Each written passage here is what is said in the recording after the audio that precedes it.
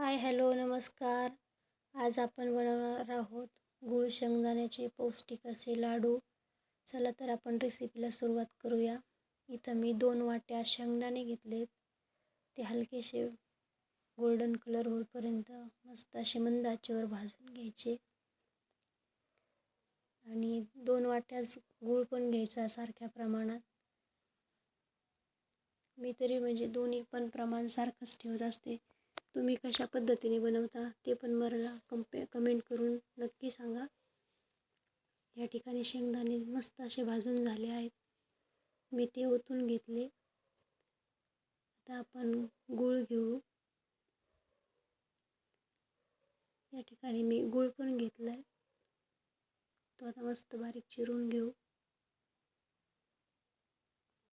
इथे मी गूळ पण बारीक चिरून घेतला आहे. आपण आता दोन्हींचं समप्रमाणात मिक्सरच्या भांड्यातून हे जाडशी भरड करून घेऊ.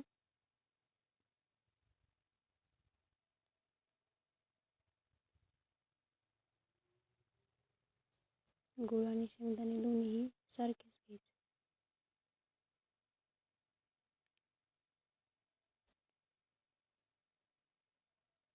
आणि थोडंसंच फिरवायचं, जास्त बारीक होऊ द्यायचं नाही, नाहीतर ते चिकट होऊ शकतं मिश्रण. चला तर आता मी सगळं त्याच पद्धतीने बारीक करून घेतलं.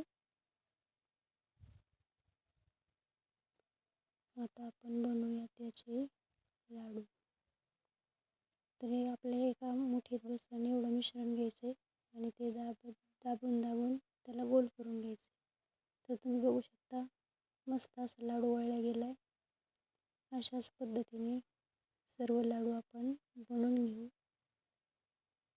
बघा तुम्हाला मी अजून लाडू बनवून दाखवते. बघा दुसरा लाडू पण किती मस्त बनला आहे. कुठेही चीर पडली नाही, काही नाही, मस्त गोल झाला आहे. याचप्रमाणे आपण सगळे लाडू बनवून घेऊ.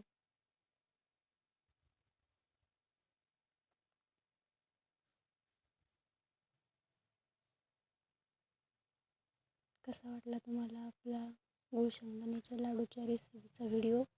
कमेंट करून नक्की सांगा. आवडल्यास लाईक करा, शेअर करा आणि आपल्या चॅनलला सबस्क्राईब करायला विसरू नका.